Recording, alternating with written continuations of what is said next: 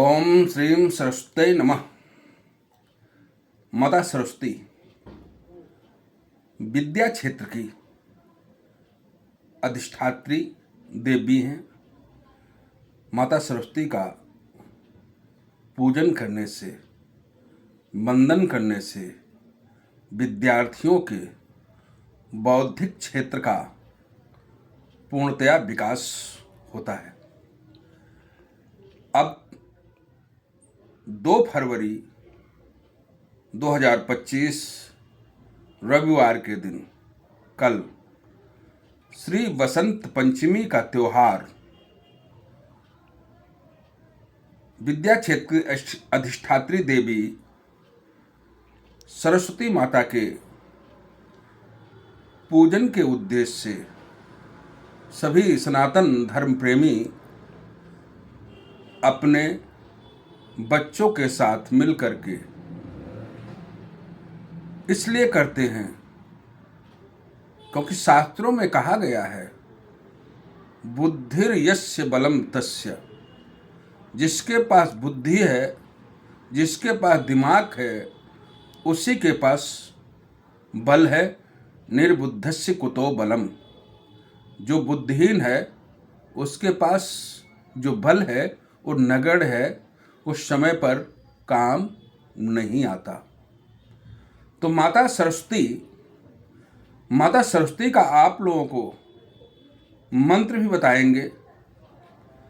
माता सरस्वती क्या करती हैं? या देवी सर्वभूतेषु बुद्धि रूपेण संस्था नमस्तस्यै नमस्तस्यै नमस्तस्यै नमो नमः। इस समय गुप्त नवरात्र भी चल रहे हैं। गुप्त नवरात्रों के अंदर बसंत पंचमी माता सरस्वती की पूजा आराधना के लिए विशेष महत्वपूर्ण दिन आता है। इसमें माता की आराधना करने के लिए सबसे पहले माता के प्रसाद भोग के लिए बसंत ऋतु बसंत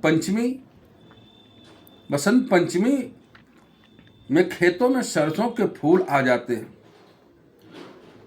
माता को सरसों के फूल बहुत प्यारे हैं। सरसों में फूल लगे हुए जो छड़ होती है, जो डाल होती है, उसके चढ़ाने से माता बहुत प्रसन्न होती है।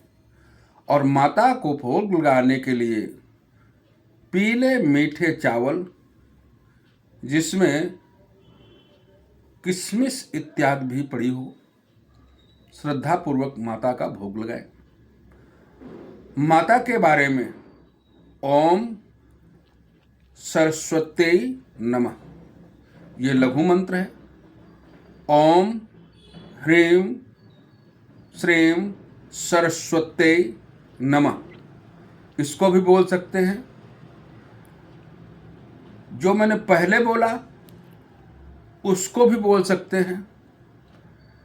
और प्रार्थना या कुंदेन्दु तुषार हार धवला या शुभ्रवस्त्रावृता या वीणावर दंड मंडित करा या श्वेत पद्मासना या ब्रह्मा अच्युत शंकरा पृथ्वीर्देवै सदा बनता सा माम पास सरस्वती भगवती निशेष जाड्यापहा।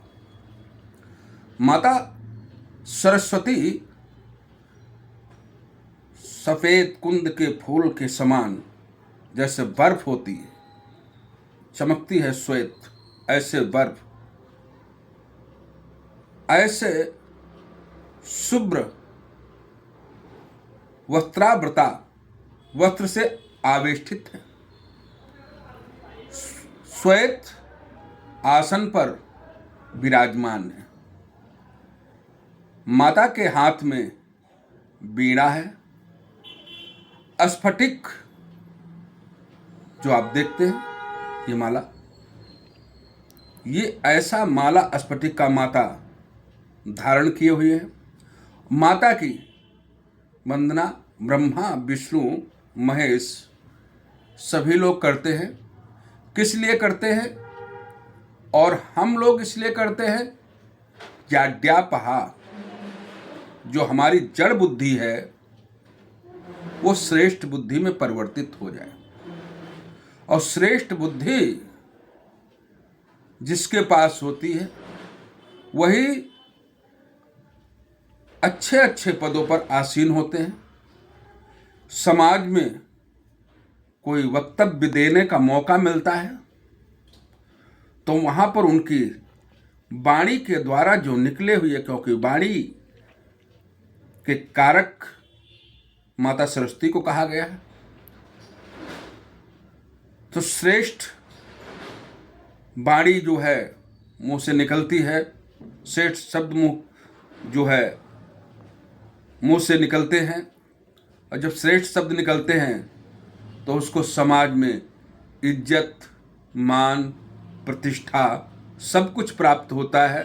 जब इज्जत, मान, प्रतिष्ठा प्राप्त होती है तो धन तो अनायास। इसलिए लक्ष्मी माता का भी पूजन का दिवस माना गया है, क्योंकि जिसके पास विद्या होगी, जिसके पास बुद्धि होगी, माता सरस्वती की कृपा होगी, तो लक्ष्मी माता अनायास ही कृपा उसके ऊपर करती हैं।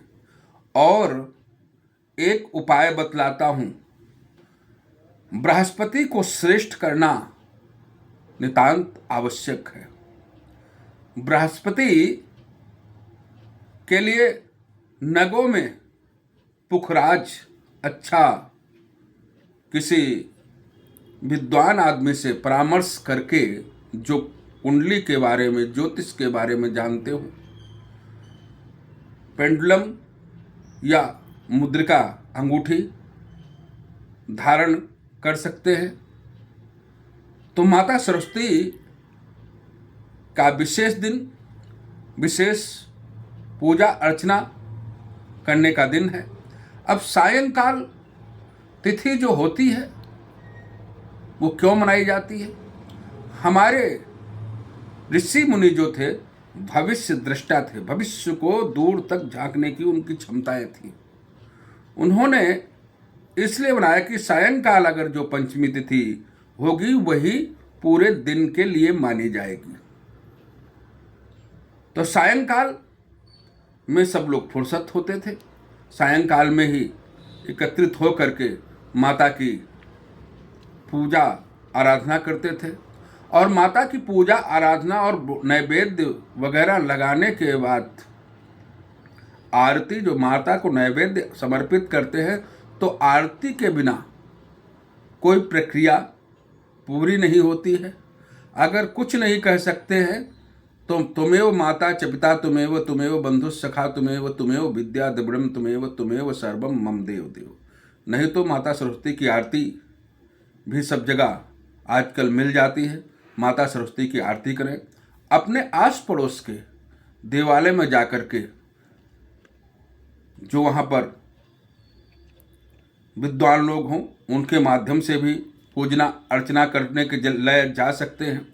पूजा अर्चना करने के लिए जब जाएं तो अपनी पुस्तक, किताब, पेन इत्यादि लेकर के जाएं, जो माता के चरणों में टच करा करके वापस लेकर के आए।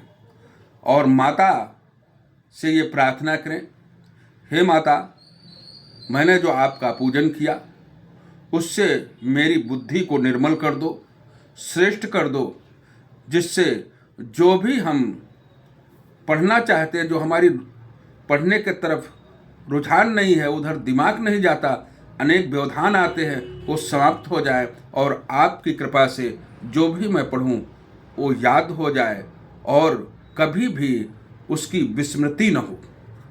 ये सब प्रक्रियाएं माता सरस्वती के सामने प्रणाम करें, पूरी करें। ये प्रक्रियाएं माता का धन्यवाद अदा करें, क्योंकि आपके प्रदत्त ज्ञान से ही हम आगे बढ़ सकते हैं।